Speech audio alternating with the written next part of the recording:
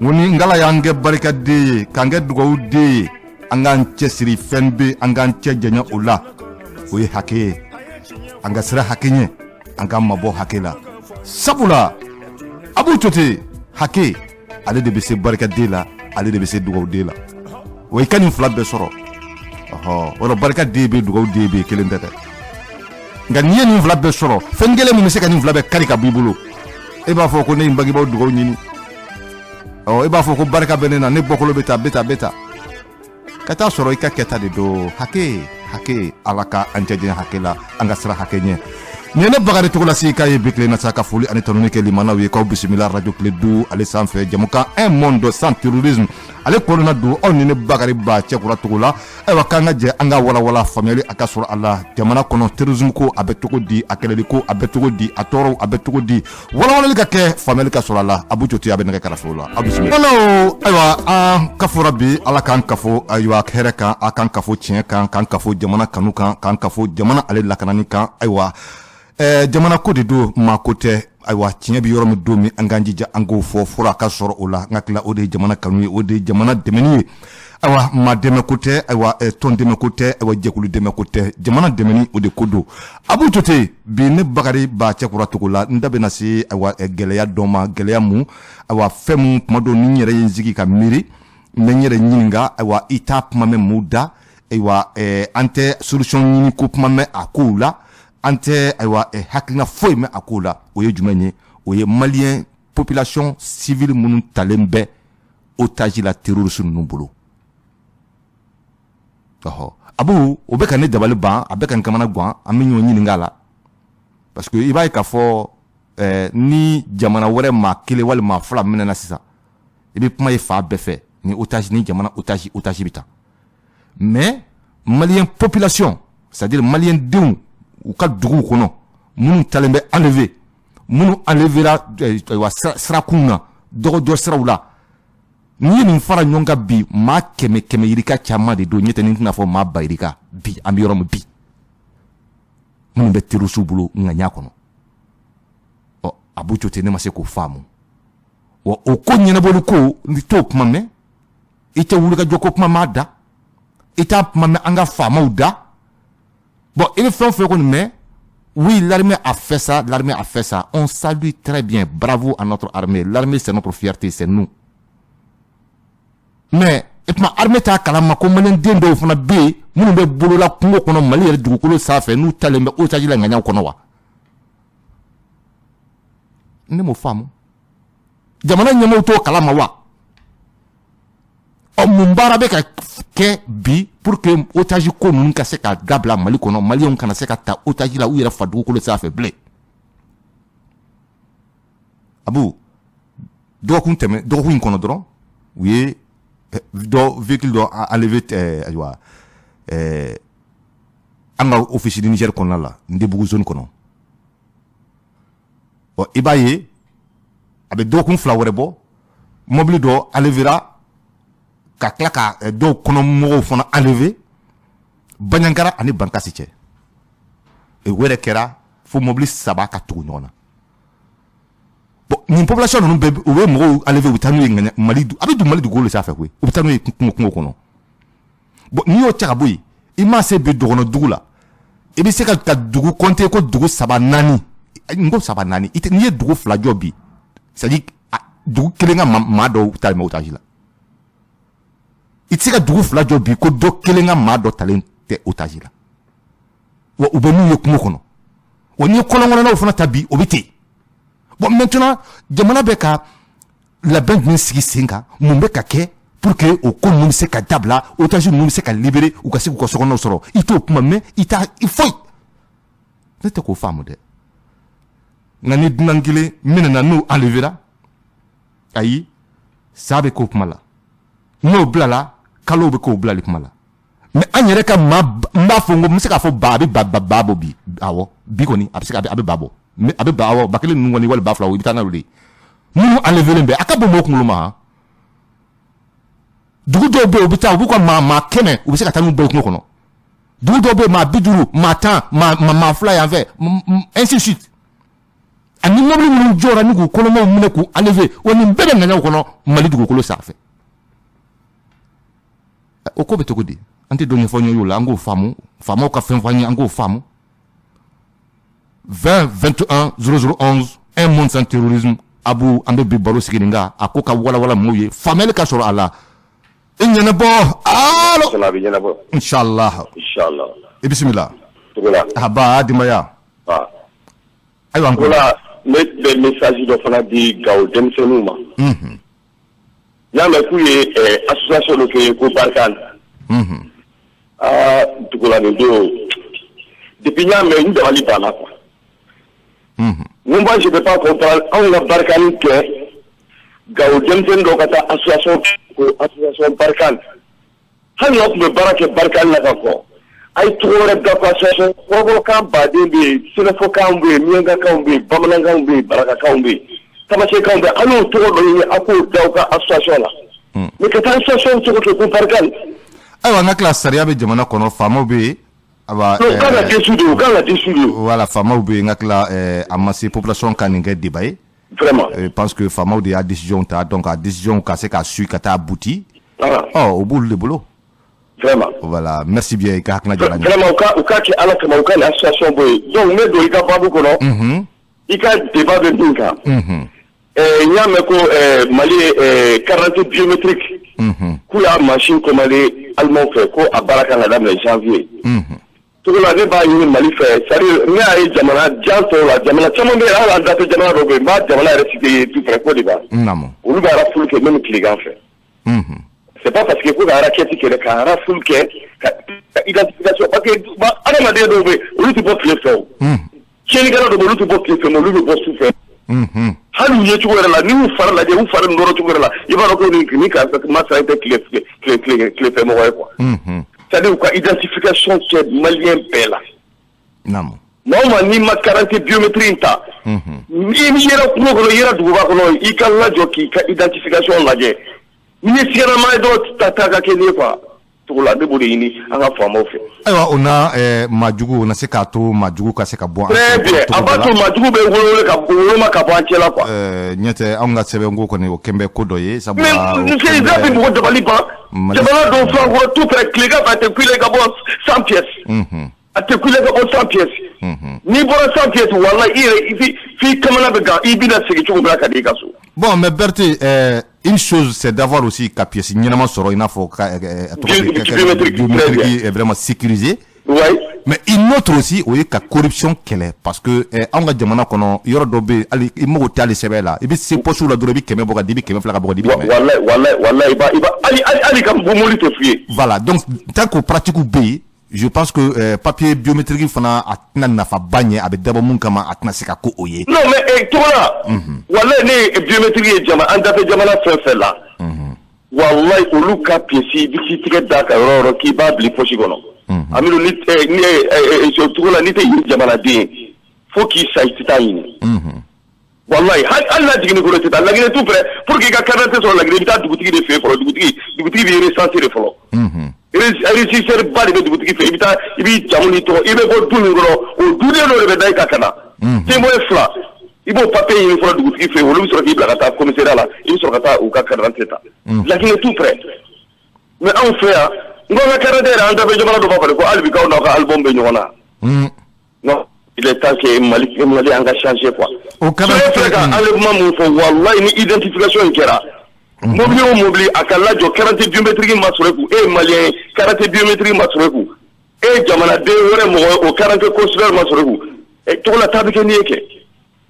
donc o tun ye ne ka message ye k'a lase jamanadenw ma vraiment ni nin carte biométrique nana an bɛɛ k'a lajɛ k'a ta pour que faamaw ka se ka maajugu ni maa ɲumanw identifier ka bɔ jamana kɔnɔ ten sa. Merci bien i kɛrɛfɛ ka wele la merci bien an ka foli ta ne bi ye Berté 2021 0011 un monde sans terrorisme radio Clédou allo. Bakari salamu alaikum. Alaikum salam denbaya. Ça va bien. An bala tanu aw yɛrɛ du kɔri baasi tɛ. Mala tanu yɛrɛ du. O b'a diya n ye bisimila. Ala ka san caman yira n na. Ami rabiyama. Vraiment a diyara dɛ. Tubarikala. Bakari ko in gɛlɛyalen dɛ. ɲinɛnkɛ bɛ maliyɛnw kɔ kungo kɔnɔ ayiwa u bɛ bolo la maaw bɛ enlever la cogo min ayiwa u bɛ kalow kɛ maaw bolo dɔw yɛrɛ bɛ sanw kɛ u bolo n'u ye mun bɔ k'u bana u b'o fili fa dɔ fɛ ayiwa ni mun bilali jɛru ye don min u b'o tigi labila ni mun fali jɛru ye don min u b'o tigi fa bon donc an bɛ se ka o kuma tɛ mɛn comment éviter à ce que les Maliens kana kɛ otage u ka jamana kɔnɔ et puis ni otage ko mun b'u bolo an fɛ yan ko ka se ka dabila. Bakar ala ka yɛrɛ ka bɛɛ lajɛlen bɔra ma nɔgɔ dɛ Bakar vraiment ne yɛrɛ dabali banna min na communiqué yɛrɛ de jɔra kaki communiqué tɛ kɛ bilen quoi. Communiqué kɔni jɔra pewu yɛrɛ de walayi mais Bakar an bɛ ka taa cogo min na an bɛ ka taa ŋɛɲɛ de kɔnɔ dɛ mais ala k'an bɔ ŋɛɲɛ kɔnɔ sinon an bɛ ka taa sira ɲɛnama tɛ dɛ. E yɛrɛ bolo sa an bɛ se ka mun kɛ e bolo sisan jamana jɔyɔrɔ kan ka kɛ mun ye u faamaw jɔyɔrɔ kan ka kɛ mun ye bi nin ko la. Jamana jɔyɔrɔ ye min ye Bakari. Sani ka taga mɔgɔ kirikiraw ta ka don armée kɔnɔ. Halaladenw bɛ yen. Danbetigiw bɛ yen. A ye wulu ta an ka wulu recruter ka taa Bakari sinon walahi a man ɲi. An bɛ ka taa sira bɛ sira ɲɛnama tɛ walahi. Sira ɲɛnama tɛ dɛ. Berthe kuma fura tiɲɛ mais Berthe ma hali ni carnet wɛrɛ nana e de carnet déposé a bɛ mɔgɔ wɛrɛ jarisu ninnu bolo walayi. Bon hali n'a ma k'u bolo tant que corruption bɛ se ka i bɛ wari di i bɛ tɛmɛ hali ni papier t'i bolo yɔrɔ min donc Mali kɔnɔ tant que o pratique bɛ yen. O kɔni Bakari min yɛrɛ kɛrɛfɛ an ka projet ninnu na ni wari bɛ kun ka ban hali i bɛ tɛmɛ ni fɛn bɛɛ ye. Voilà. Fɛn bɛɛ bɛ tɛmɛ an ka projet wulu bɛ n'a fɔ wari min la ko u jamanadenw kama koyi. O dɔrɔn ye u bɛ don kɔɔri la u n'a fɔ u bɛ ka dɔn e n'a fɔ entreprise ka walayi jamana ka baara u bɛ ka kɛ i n'a fɔ entreprise an b'o ye ni Mali tɛ. Ne ye poste de contrôle dɔw ye ni car jɔra u bɛ na u bɛ chauffeur kɛ ɲininka de ou bien parantikɛ de b'a compter i ka mɔgɔ joli b'i ka mobili kɔnɔ papier mɔgɔ tɛ mɔgɔ min bolo u b'o compter k'o nombre fɔ o nombre 100 wali 100 o de bɛ sara mais maintenant hali polisi ou bien gendarme minnu bɛ yen a t'a ɲini k'a dɔn a tɛ maa min bolo a tigi bɛ min n k'a ye ɲɛ na n k'a a lahala cogoya dɔn. Non, a mago t'o la c'est-à-dire que parantikɛ ni chauffeur kɛ ka nombre fɔ ale ye dɔrɔn o nombre wari u k'o minɛ u ka fara ɲɔgɔn kan o bɛ di dɔn a ye tɛmɛ bon tant que o bɛ yen papier kuma bɛ caya. Bakari an ka polisiw an ka gendarme on dirait que olu bɛ yen i n'a fɔ u bɛ entreprise dɔ de da la o tɛ jamana ta la. Non an ka porteur n'i ko porteur dɔrɔn ne hakili la i ye kuma jɛngɛ dɔɔni Mali secteur ka dɔgɔn bi. Porteur dɔrɔn tɛ dɛ i taara Mali domaine kɔnɔ bi i taara yɔrɔ bi a secteur bɛɛ de don donc ni k'i bɛ da don a la o tɛ se ka kɛ mɔgɔ kelen ka ko t'o ye quoi corruption a mɔne depuis école dɔ a bɛ daminɛ. E ka taa dɔgɔtɔrɔso la bani n'i sera o la i bɛ yɔrɔ bɛɛ de don secteur bɛɛ de don donc voilà changement il faut que le changement la an ka foli ta ni bi Abu Cote n taara kɔnɔna na dugu dɔw la i b'a ye k'a fɔ i b'a ye maa dɔw u ka kumaw kɔnɔ i b'a ye k'a fɔ u b'a yira k'a fɔ ko an ka finitigiw bɛ taa ko togoda la k'u bɛ taa tɔɔrɔ mun da olu kan donc mɔgɔ ninnu b'a fɔ olu ye n'o ye terroriste bɛna fɔ olu ye sisan non an nakun tɛ aw ko ye population an nakun ye tenitigiw de ko ye an nakun ye faamaw de ko ye a bɛ ta bon donc e bɛ taa sɔrɔ a yɔrɔ dɔw bɛ yen eaux et forêt a ma nɔgɔn dɛ i b'a sɔrɔ ni charbon bɔrɛ 2 yer'i bolo yɔrɔ dɔw la kelen o bɛ jigin eaux et forêt kɛ ta ye eaux et forêt kɛ bɛna jɔ yɔrɔ dɔw la bosokɛ a bɛ bɔ kuru kɔrɔ dɔrɔn a jɔlen bɛ yen a b'a ka niyɔrɔ jɛgɛ k'a kun a bɛ tɛmɛ n'a yɛrɛ ye donc hali sugu kɔnɔnaw la musow ka zaban u bɛ ka zabanw feere sugu kɔnɔ u bɛ taa ka taa fɔ ko zaban k'i taara o kari kungo kɔnɔ ko sɛbɛn b'i bolo papier k'i ka papier yira togoda la bamanan u b'o si dɔn wa donc fɛn dɔw bɛ yen ne ka foro kɔnɔ zaban an yɛrɛ ka foro kɔnɔ zaban o mɔna an taara o kari komi an taara o feere ko papier t'an bolo. Bon, il y a un donc la population aussi, ou effectivement, donc de fait que nous mettons tort, donc nous n'avons libéré. Donc à ce moment-là, c'est comme Madjou Ndeme. Mais aujourd'hui, Amtala Yoro, l'agneau de Formoé, bon, Allah est au Bangibi, nous n'avons pas population qui bi, John Mouboutaji, là, il n'a pas fait maté mon abi. John Meka enlevé bi, population tewa. John Meka tafa, ou quoi, de sous konobi. John Meka tafa, drodo sera au kabi. Est-ce que l'armée convoque à attaquer Blewa au Soumaïrao? Est-ce que Kamek a attaqué Blewa au Soumaïrao? Donc aujourd'hui, si vous connaissez John Yebi. Mais, nous menons à hakili wasi adamaden dɔw la i n'a fɔ n y'a fɔ c'est à dire que an yɛrɛ ka autorité maa mun kan ka e lakana ke e sécuriser ke e hakili sigi n'o de kɛra e tɔɔrɔba ye bon a kuma ka ca dɛ 20 21 00 11 un monde sans terrorisme radio clé du allo bismillah alaikum salam dimaya an b'a la tanu alhamdulillah bismillah an cloté la kosɛbɛ e bɛ k'an wele ka bɔ min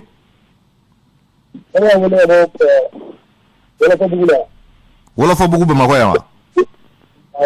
ah donc i ka téléphone position to ka man ne mun faamuya ko in terrorisme kɛlɛ naamu marifa dɔrɔn t'a ɲɛnabɔ abada psychologiquement bon ani faso kanu bon ne fana mun faamuya faso kanubaga de dɔgɔyara kosɛbɛ naamu faso kanubaga dɔgɔyara ka fara i yɛrɛ y'a fɔ cogo min mun b'a ta togodaw la u bɛ mɔgɔw sɛgɛn cogo min bon o bɛɛ defɛti bɛ ko ninnu na bon n'i y'a armée ta k'a jateminɛ armée tɛ dɔwɛrɛ armée bɔra an yɛrɛw de la i y'a ye bon ne kɔni bolo diinɛ mɔgɔw bon o fana bɛ se ka fara armée kan donc ka ko in olu bɛ se ka hakilina kɛlɛ kɛ donc armée bɛ continuer ni kɛlɛ ye quoi ne b'olu yɛrɛ faamuya ko in na bon i ka hakilina ka ɲi i ka hakilina ye an ka kuma dɔw ye an bɛ segin kuma mun kan sanga ni waati bɛɛ maa kelen ka ko tɛ terrorisme kɛlɛ ye marifa tɛ terrorisme kɛlɛ ban ni marifa tun b'a ban n ka tila terrorisme tun tɛ kɛ Afghanistan bi bilen voilà marifa modèle n'a se modèle bɛ minnu ye mais problème mun sɔrɔla la bɛɛ y'a ye donc i ye hakilina ko mun fɔ diinɛmaw jɔyɔrɔ belebeleba de bɛ ko in na parce que i b'a ye k'a fɔ Mali kɔnɔ i mana du o du ta i b'a sɔrɔ ni silamɛ du don i b'a sɔrɔ u bɛ karamɔgɔ dɔ de n'a ka taabolo n'a ka hakilina dɔ nɔfɛ donc Mali y'o de ye et puis n bɛ yɔrɔ dɔ f'i ye i ka nin jɛmukan in naamu n'a tun bɛ Mali fantan 4 bɛɛ la sɔrɔ a ka fisa kosɛbɛ ayiwa a bɛ caman sɔrɔ sisan parce que mɔgɔw n'u bɛ to k'a lamɛn hakilinaw bɛ yɛlɛma parce que hali n'a bɛ terrorisme kɛlɛ na communication jɔyɔrɔba b'a la belebele voilà donc bɛɛ de ta b'a la c'est-à-dire que bɛɛ de ta b'a la population sisan hali i bɛ taa sisan togoda la i bɛ taa muso mun sigilen sɔrɔ a b'a ka ŋɔmi yira la n'i ko sisan o muso ma a ka ŋɔmi yira la ko a jɔyɔrɔ bɛ terrorisme kɛlɛ la ale b'a f'i ye ko ale jɔyɔrɔ t'a la ko nin ye faamaw ka ko ye k'ale kan bɛ na mais n bɛ misaliyanin dɔ d'i ma n'o o muso in mun bɛ yiranin na o den dɔ ko a bɛ tugu maa ninnu kɔ muso in sera k'a cɛsiri k'a dɔn k'a fɔ n'a den taara den ye su de ye wa den ka adamadenya ko banna a sera ka den empêcher den kana taa tugu maa jugu kɔ wala a sera k'a cɛ conseiller cɛ kana taa tugu maa jugu kɔ muso in a ye nafa ɲɛ wa a ma nafa ɲɛ a kɔnɔ voilà bɛɛ de jɔyɔrɔ b'a la c'est à dire que pas parce que n bɛ nin poste la wala non bɛɛ jɔyɔrɔ b'a la jamana kusi bɛɛ an kana sigi k'a fɔ ko armée dɔrɔn quoi non du tout n'i ye armée kelen k'a ye sanga sɔrɔ ou bien k'a ye sebaaya sɔrɔ information mun a b'o sɔrɔ dun o information o bɛ bɔ jamanadenw de yɔrɔ an ka foli b'i ye ni ci ka wele la 20 21 00 11 un monde sans terrorisme radio clé du allo bisimila ayiwa o ka nɛgɛjuru b'a janfa la maliyɛndenw ka ta otage la kɛmɛ yirikaw fo kana se an bɛ se ka bako fɔ a la bi i ma ta jamana fan o fan cɛmancɛ in yɛrɛ i tɛ se ka dugu fila jɔ mun ka maa dɔ alevelen tɛmɛnɛ mais o ko bɛ se ka kɛ cogo di et que an tɛ kuma m'o kan an tɛ débat m'o kan an tɛ autorité ka wuli ka jɔ ko kuma m'o kan a disposition minnu bɛ ka ta o ko la an t'o mɛn o kan i tɛ jamanadenw yɛrɛ ka wuli ka jɔ ko kuma m'o kan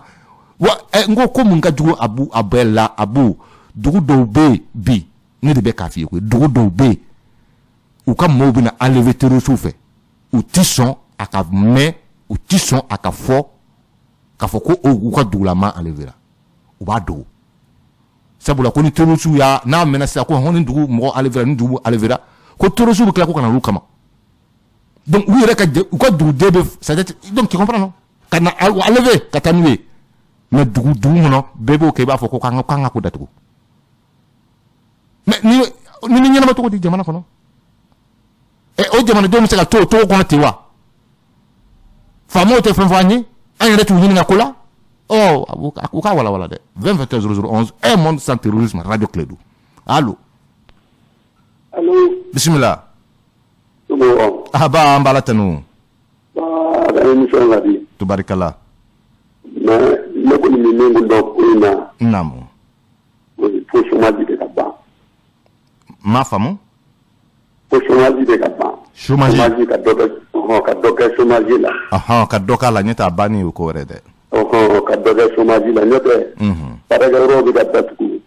dɔw sigilen bɛ 2 san 3 ne min ɲinɛ n'o hakilila ye ka na 10 di e ma ou bien ka 20 di e maa min ma o dun don tɛmɛ maa min b'a ye ka ban la o mɔgɔ ma ca dɛ chef hali n'i b'a dɔn k'e ka wata in bɛna kɛ sababu ye ka taa dɔ de ni bɔnɛ fu o ma min o ma bɔ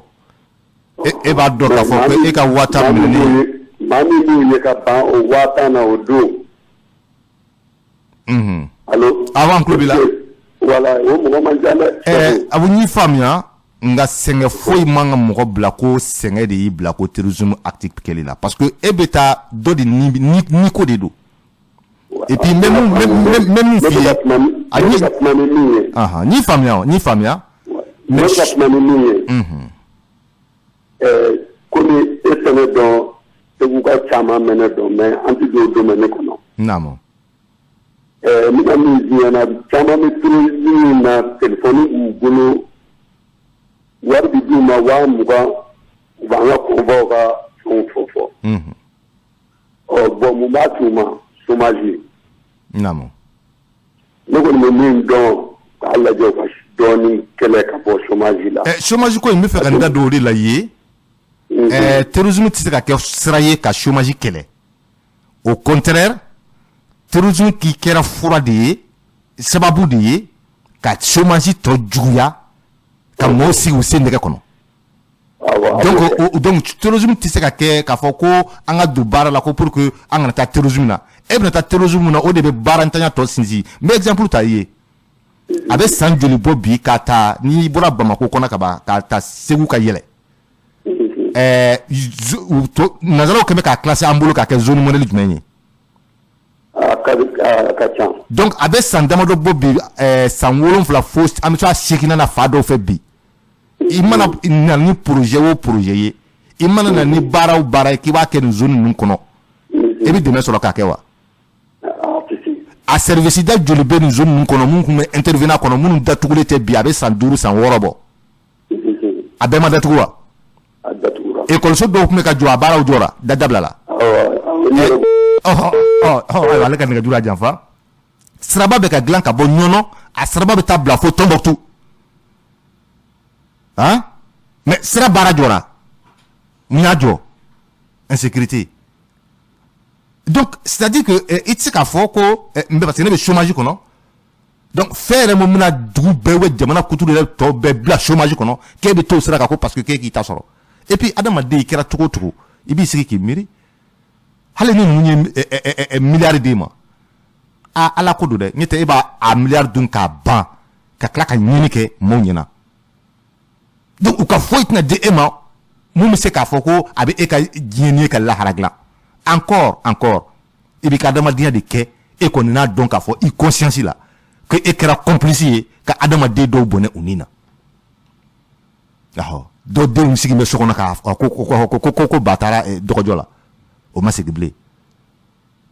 dɔw denw dan bɛ ko ba taara kalanyɔrɔ la o ma segin bilen e kɛra o sababu ye donc rien ne peut justifier ça et le chômage c'est partout dans le monde diɲɛ fa bɛɛ an b'a fɔ ko an ka faamaw kana u ka wulikajɔ kɛ dɛ an ka denmisɛnw sigi bɛ a san joli n b'a kuma la mais an ka kana kow don ɲɔgɔn kɔnɔ an kana kow don ɲɔgɔn kɔnɔ 20 21 0011 un monde sans terrorisme radio Clédou allo assalamu alaikum alaikum salam denbaya alhamdulillah ala ka sawaba amira biyama bismillah ahaba i ye kuma mun fɔ i ye nɛgɛsɛ de fɔ naam n'i y'an ka zone yɛrɛ ta k'a lajɛ ka bɔ Banamba ka taa Tubakɔrɔ fɛ ka taga Farakɔ an ka mɔgɔw bɛ ɲɔ don fali wotoro kɔnɔ ka taa fali minɛnw na Moritani fali wotoro kɔnɔ minɛn gendarmew de b'a minɛ ka tila ka taga minɛn feere dɔw ma Banamba ni mɔgɔ mun ye maajugu natɔla ye gendarmew kama yalima olu mɔgɔ b'o ko fɔ wa o problème de bɛ yen problème b'an da la faamaw ka problème de bɛ faamaw bɛ ka tɔɔrɔ mun da an kulo kɔnɔ mɔgɔw kan ala k'o jɔn si t'a dɔn i filɛ ka poste ale ka o tigɛra nka bi an y'a ye fana faamaw ka tɔɔrɔ ni terroriste ka tɔɔrɔ n ka tila fila bɛɛ dara ɲɔgɔn bi terroriste bɛ ka tɔɔrɔ min kɛ maaw la bi an b'a fɔ ko faamaw ka tɔɔrɔ ka ɲi dɛ tɔɔrɔ ni tɔɔrɔ fila de don faamaw ka tɔɔrɔ a man kan ka kɛ sariya tɛ u nɔ kan ka minɛ jamanadenw hakɛ b'u kan nka ninnu fana bɛ ka tɔɔrɔ ni mun sigi n'o terroriste ye u bɛ ka mun sigi population ka bi o ni faamaw ta jumɛn ka jugu gendarme kelen wali polisi kelen n'a kurila kungo kɔnɔ i kɔni bɛ se k'i ka surafɛn minɛ n'i ka fɛnw kɛ mais ko gendarme dɔ ye tiri kɛ citoyen dɔ ka k'o faga wali polisi dɔ ye tiri kɛ dɔ ka k'o faga o kuma bɛ taa yɔrɔ min polisi in yɛrɛ b'o dɔn gendarme b'o dɔn nka ni maa jugu min bɛ ka maa joli jɔ bi b'a faga fu t'a la foyi c'est ça le problème aujourd'hui a tɔgɔ a ma nɔgɔn crime minnu kɛra Jalasago ninnu na bɛɛ m'a ye wa bɛɛ m'a ye population bɛ si la siranya mun kɔnɔ u bɛ dala siranya mun kɔnɔ u bɛ bɔ ka t'u dayirimɛ ɲini sira mun kɔnɔ ani jɔyɔrɔ mun kɔnɔ bi bɛɛ t'a dɔn wa donc an bɛ wulikajɔ mun bɛ kɛ n'an ka faamaw ka taa an ka jamana mara n'a ta a baara sira fɛ o wulikajɔ bɛ yen nka wulikajɔ mun fana kan ka kɛ pour que an ka dan segin nin terrorisme ko in na n'an m'o kɛ Mali fana kɛtɔ k'a yɛrɛ sɔrɔ a ma nɔgɔn dɛ aujourd'hui quand tu prends des villes comme Djéné n'i ye Djéné ta Abou Djéné pratiquement vivait à peu près de 75% à peu près a bɛɛ tun bɛ balo tourisme de kɔnɔ jeunes bɛ minnu ye artisans caman bɛ yen musow ye artisans ye cɛw ye artisans ye u bɛɛ y'a ye parce que i bɛ kɔnɔni ni fɛn minnu dilan Djéné musow bɛɛ bɛ se a fɛnw na donc hôteliw bɛ yen dumuni dilanyɔrɔw bɛ yen mɔgɔw yɛrɛ ka so bɛ yen parce que tuma dɔ ni touristes ninnu na u bɛ fɛ ka si an yɛrɛ de ka bɔgɔso ninnu kɔnɔ wala an bɛ taa ko hôtel ba ninnu olu b'o de kɔnɔ o mɔgɔ t'o la o olu bɛ na an ka bɔgɔso ninnu bɔgɔso sɛngɛso ninnu tuma dɔ u bɛ fɛ ka loger olu n'a ɲɔgɔn de kɔnɔ donc mɔgɔ yɛrɛ dɔw bɛ yen i b'a sɔrɔ ka so dɔw bɛ yen so dɔw labɛnnen don ka bila uniquement o bɛ louer touristes ni fɛnw ma mais Abou mais a bɛɛ jɔra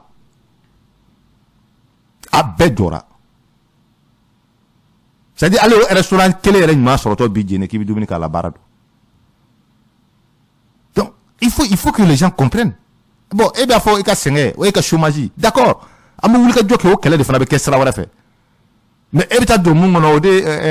i m'a tɔ firi wa 20 21 0011 i ta firi ka maa wɛrɛ ta firi hali génération na ta o i fiɲɛ d'olu ta la allo bisimila bisimila an tulo b'i la waaleykum salaam denbaya aba an tulo b'i la Kiledu soba sanfɛla don jama tulo b'i la alhamdulillah bakarijan an bara ahaba vraiment a ka nin kɛnɛ a ka fisa kosɛbɛ tubarikala alhamdulillah bisimila ayiwa a bɛ émission min na nafaba de don kosɛbɛ naamu n'o ye terroriste ni an ka faamaw ta ye bon ne yɛrɛ kɔni ka hakilila na terroriste fɛnɛ olu ka fisa ni faamaw ye naamu parce que munna bisimila karamɔgɔcɛ bɔra k'a fɔ sisan ko Banama mara la u bɛ woto i b'a kɛ to i bɛ i ka radio datugu ok an tulo b'i la voilà ko wotorotigi n'u bɛ taara ɲɔ ye ka taa minɛnw u ka ɲɔ falen minɛnw na ka na faamaw bɛ tila ka u ka minɛnw minɛ ka na feere bon faamaw bɛ an de bolo an de b'u sara an de y'u sigi an kunna e bɛ mɔgɔ min sara a tigilamɔgɔ bɛ tila ka tɔɔrɔ ta k'a ɲɛsin e ma est ce que o ka ɲi naamu terroriste dun an t'olu sara olu de bɛ an tɔɔrɔ bon vraiment ni famo ma lajɛ ka sababu dɔ ɲa ma ya kɛmɛ kosɛbɛ dɛ. Bon ni ka kuma mɛn mais n bɛna question dɔ poser kun. Awɔ. Cɛ ko sisan ko faamaw bɛ u ka wotoro minɛ u ka wari sara. Awɔ. Ne yɛrɛ taara yɔrɔ dɔw la i bɛ taa moto toni ni nɛgɛso toni sɔrɔ u bolo ko fo mɔgɔw ka wari sara. Awɔ. Mais est-ce que cɛ y'a fɔ e ye ko faamaw delila ka taa don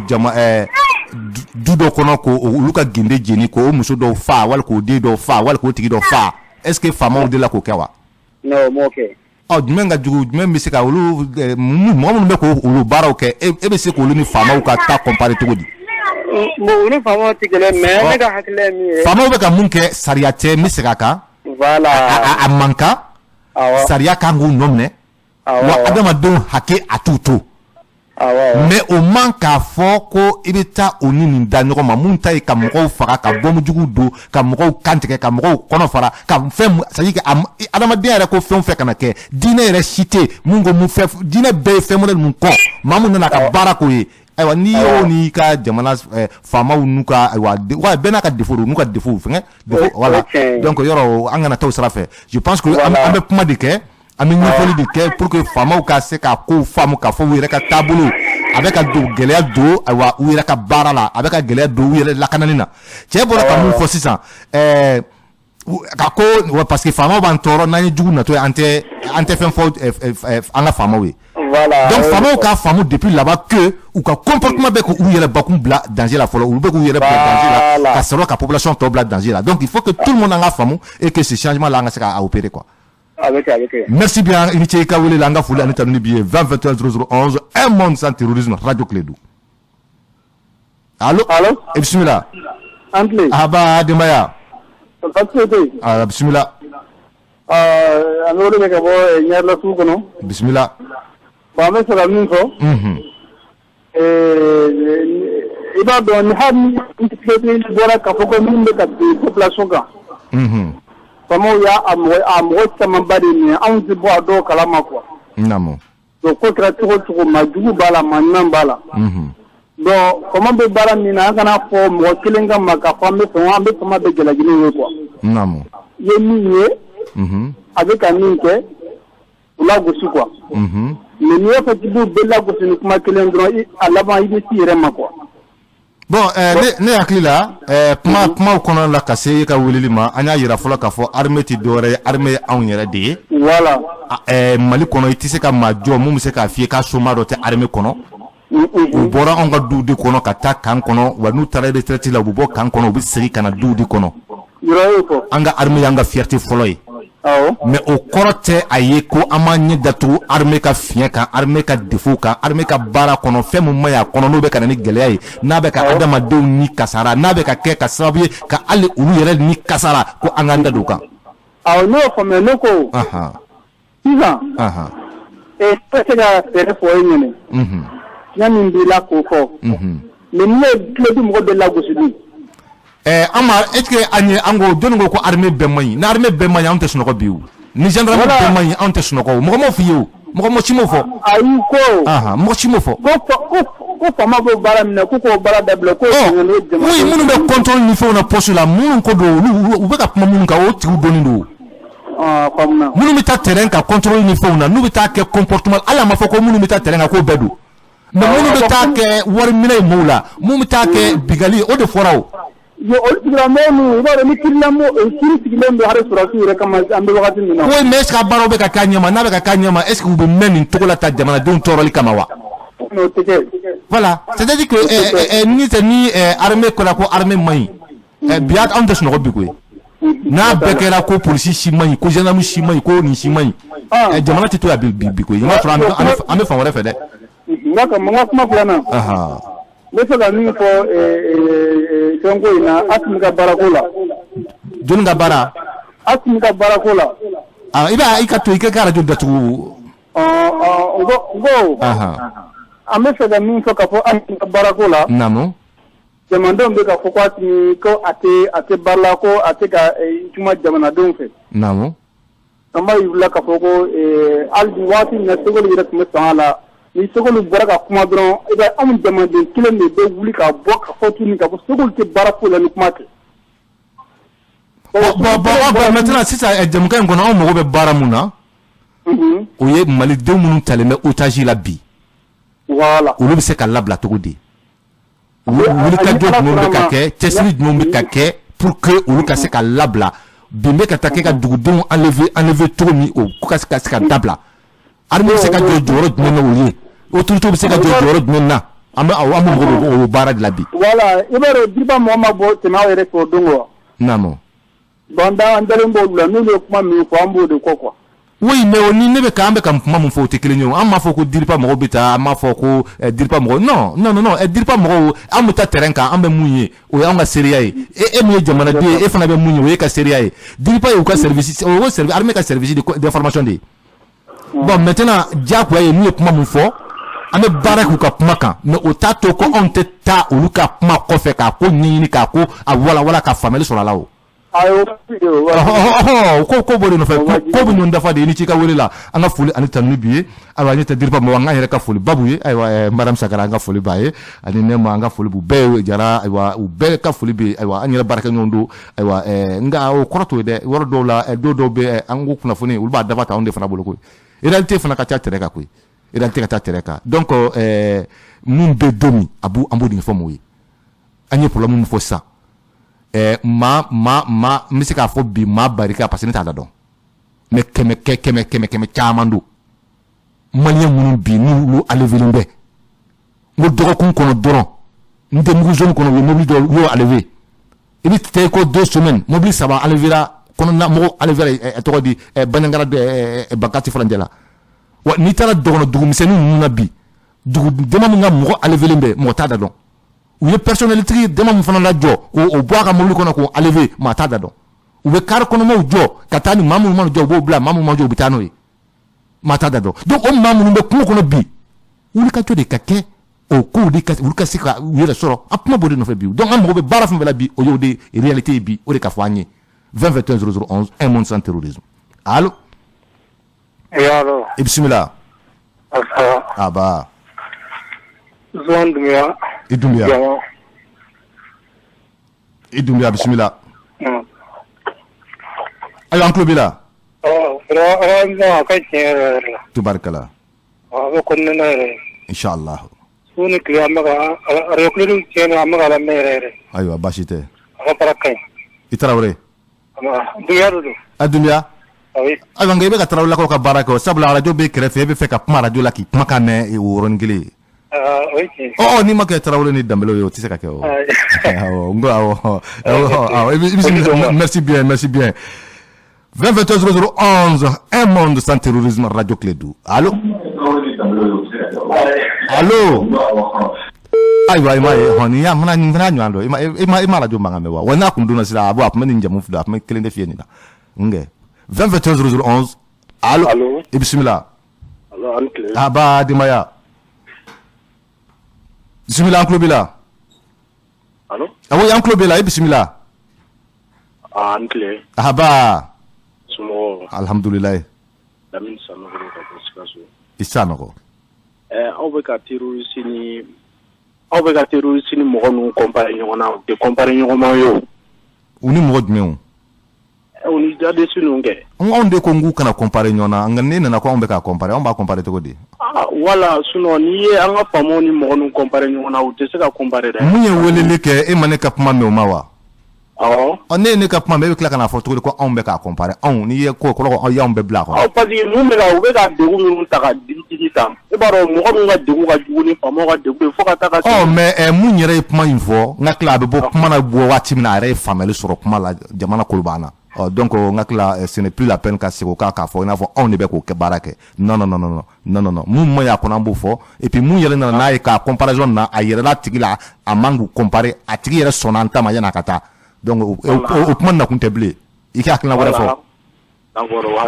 merci bien Nichi Sanoko 2021 un monde sans terrorisme radio Clédou. Allô aywa ko ne gadrubo janfala abu wa mema wala laje alibi ka fuli ani tanuni ke aywa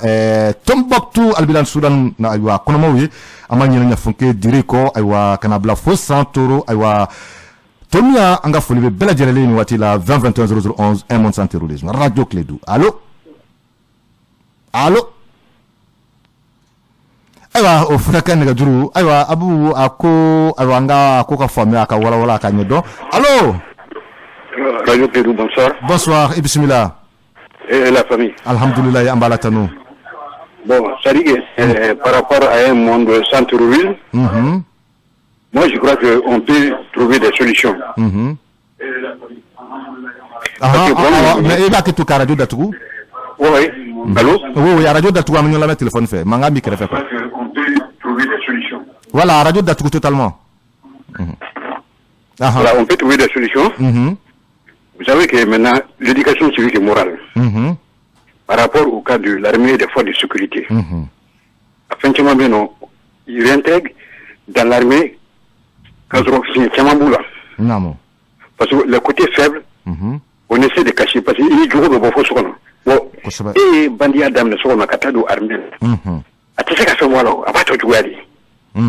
Donc avant de recruter les gens, il a des enquêtes moralité. Dans la famille, au niveau du quartier, ainsi de suite. Je prends un exemple au niveau de la Belgique, quand je suis parti faire un stage là-bas. Depuis que nous connaissons, ou bien filiation bête, et bien dit que Romina, Ali ben yala mingue, on suit ça de près. Mais au Mali ici, au Kenya, les bœufs ils boulaient du Yoma. Depuis le quartier, dans la famille, dans le manage de Romina, qu'a fait déclarer au niveau de la mairie, fin de bien accommodable. Bon, vous voyez jusqu'à présent, vous prenez les compagnies. On met les bagages là-dedans, explosion du fond là. Quel matériel au pays pour détecter à qui bagage bébé de Moroba. Dans l'avenir, il va falloir trouver des solutions. Ces gens ne sont plus malins que nous. Bon, Moroba Foko, Barani fait un test sur moi, je ne suis pas tellement partant sur ce côté. Il faut que vraiment qu'on trouve des solutions. Des solutions. Mais, il est fait, il n'est pas déclaré, il est fait il est dit à l'avant avec Tienidi. Tienidi de Bina. Hein? Donc, voilà, c'est ça. C'est que l'autre a dit, il va falloir que nous prenions nos responsabilités. Et les forces de sécurité, mais qu'ils soient discrets. Parce que quand on vous transmet les messages là, ça faut qu'à ça dire non. Une fois maintenant qu'il y a notre finale, vous restez discret et vous menez vos enquêtes. Il y a beaucoup de choses qui se passent sur le terrain. Bon, même sur ça, moi je pense que, parce qu'il y a un point là-bas, mon fossé, c'est que l'armée soit vraiment discrète. Je pense que ça revient à l'armée, sanctionne les fonds fanata au Kokama à l'interne, et que sanctionne quelqu'un qui leçon dit compagnie fin Touma. C'est-à-dire que nous avons information voilà. Est-ce que vous le détecter à l'aéroport, je suis d'accord. Mais vous parlez de la compagnie. Non, je parle de c'est la population mais t'as information d'armement et qu'il y a une population de sera parce que peut-être armée c'est secrètement baïléo. Ma boradéo. Donc au cas où nous ça revient à l'armée aussi car c'est qu'à enquête au cas quand on coupe pas plus d'hommes nous borano au futur ni informateur donna sanction mon gars ta pour que la leçon dit voilà c'est raison pour laquelle les gens perçoivent voilà ça rassure la population. Vous savez les jeunes ils n'ont pas d'expérience généralement ils sont c'est des intellectuels mais expérience bâtie l'armée même c'est la discrétion. C'est clair hein c'est la grande mission de la mais il avait un gouverneur ici là quand il voit missionner là il a fouillé foyena mais quelqu'un qui veut te tuer il y a sur le terrain mais à kako baïka c'est inéré hein mais ministre non vous partez à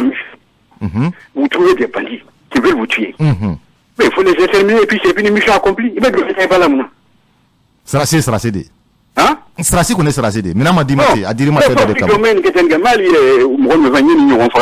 mais souvent c'est révoltant. Menez vos enquêtes, il faut les exterminer et puis c'est fini. Aya Kama Kamba donc il faut 50 sur le terrain. Mais moi je ne suis même pas partant sur ça. Vous partez sur le front, vous trouvez ces bandits là. Mais mettez ça à l'air et puis c'est fini. C'est un bon moyen. Et puis nous sommes capables de faire un coup fiable. C'est que nous sommes il va falloir même au niveau des quartiers. Par exemple, je prends les villages. Chaque village, on a donc. Il avait les, comment se nomme là? Comment, on prenait les jeunes, on les formait, ils connaissaient leur brousse, ils devraient tout le monde. Mais le service civique maintenant a cessé. Donc, les gens on demande à l'armée, chaque village, au cas de recruter. Nous, dans la formation, on met quelque chose à l'aide du projet, que ce soit des charrettes ou autre chose, ou qu'à ce qu'à paraître. C'est à qu'on va faire tout comme na clal c'est à RBT ani trop fol na sango ni mutato ko donga ko ni former besoin merci bien ini se ka wole la nga fuli an tanu bi abu chote wati bulu dale ale sera ay wambe fuli ke bela jerele ba kulu bela jerele mali ko kan fa nu be kan name ka fa bela ka lu ci aw yere ko wuli ka jo aka continuer ay wa chesi aka continuer doba wa ka continuer munu be ni bulu ko bulu jugu kono bi ni telu su kene ko mine malian u yera fa du ko kan anga se ka nya so la ko la aw ni ci aw kuluma jola abu chote apmene karafula ne bagare ba che ko la to la micro barani